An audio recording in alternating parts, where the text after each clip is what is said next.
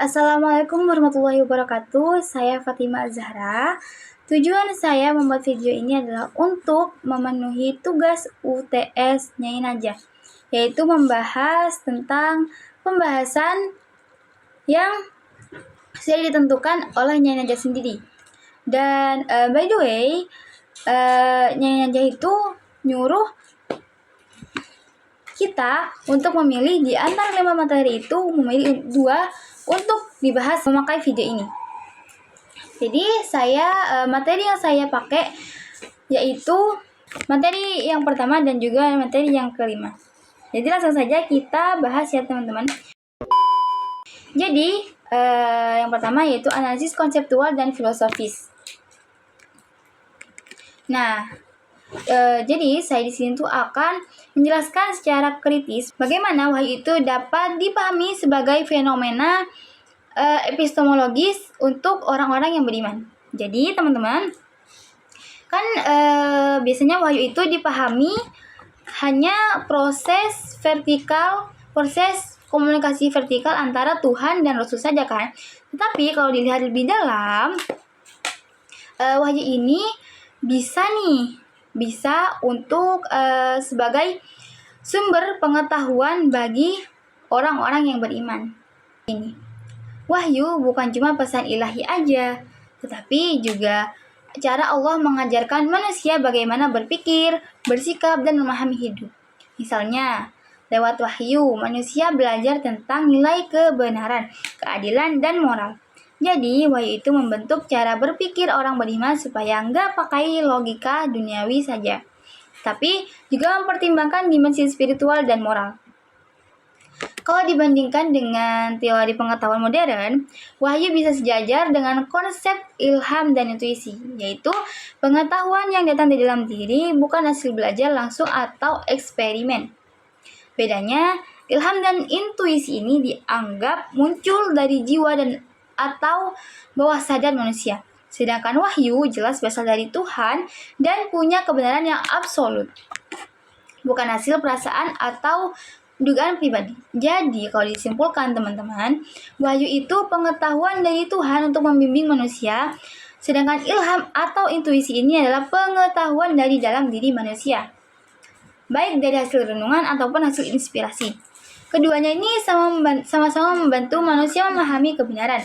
Tapi wahyu punya tingkat kepastian yang otoritas tinggi, karena sumbernya langsung dari Allah. Kalimat simpelnya gini, wahyu bukan cuma pesan buat nabi, tapi juga panduan cara berpikir bagi orang yang beriman. Ia membentuk pola pikir yang menggabungkan antara akal dan iman. Kalau intuisi itu seperti firasat diri dalam diri, maka wahyu adalah bimbingan langsung dari Tuhan yang kebenarannya nggak bisa disalahkan. Masuki materi yang kedua, yang nomor 5 ya teman-teman, untuk pembahasan yang kedua ini, yaitu sintesis konseptual muhkam dan mutasyabih.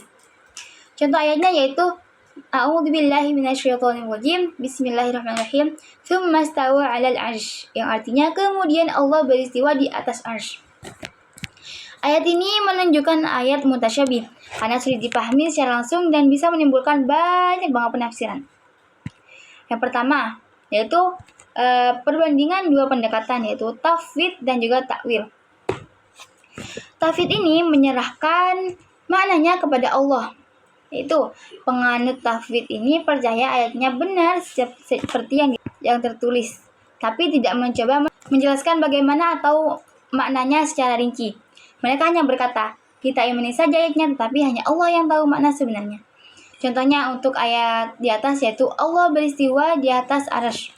Mereka tidak menafsirkan duduk atau berada di tempat, tapi cukup yakin bahwa Allah berkuasa atas segalanya, tanpa menyerupakan dengan makhluk. Yang kedua ada takwil, yaitu menafsirkan secara kiasan atau maknawi.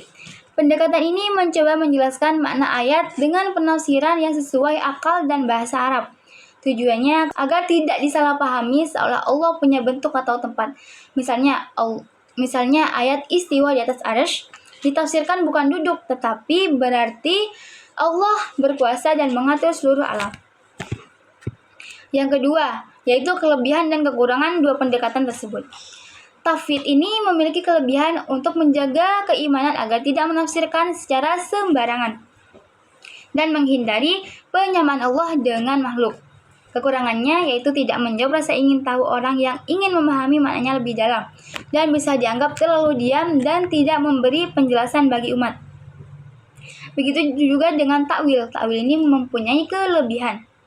Kelebihannya yaitu membantu umat memahami ayat dengan logis dan sesuai zaman dan menjaga makna ayat tetap sesuai dengan prinsip tauhid. Kekurangannya yaitu kalau berlebihan bisa membuat tafsirnya jauh dari makna maksud asli. Bisa menimbulkan banyak perbedaan pendapat karena tiap orang bisa menafsirkan berbeda-beda. Nah, pendapat pribadi saya, yang menurut saya ini, dua pendekatan ini, tauhid dan juga takwil, sama-sama penting dan bisa dipakai secara bijak. Kalau ayatnya jelas dan tidak menimbulkan salah paham, cukup dengan iman dan tauhid, serahkan kepada Allah. Tapi kalau ayatnya bisa disalahartikan, misalnya orang mengira Allah duduk seperti manusia, maka takwil diperlukan supaya maknanya lebih tepat dan tidak menyalahi tauhid. Jadi posisi saya itu di tengah-tengah antara tauhid dan juga takwil ini. Saya di tengah. Saya percaya bahwa makna ayat sepenuhnya benar dari Allah, seperti dalam tauhid. Saya juga setuju dengan takwil bila penafsiran itu membantu kita memahami kebesaran Allah dengan cara yang masuk akal dan tidak menyerupakan Allah dengan makhluk. Jadi kesimpulannya teman-teman, ayat mutasyabih ini perlu dipahami dengan hati-hati. Tauhid mengajari kita untuk tunduk dan percaya penuh pada Allah. Sedangkan takwil ini membantu kita memahami makna dengan akal dan ilmu. Keduanya bisa berjalan bersama, selama tujuannya tetap menjaga kemurnian tauhid dan menumbuhkan keimanan. Baik, sekian dari saya. Mohon maaf jika ada kekurangan dan terima kasih atas perhatian kalian dan semoga bermanfaat bagi kalian semua. Baik, Assalamualaikum warahmatullahi wabarakatuh.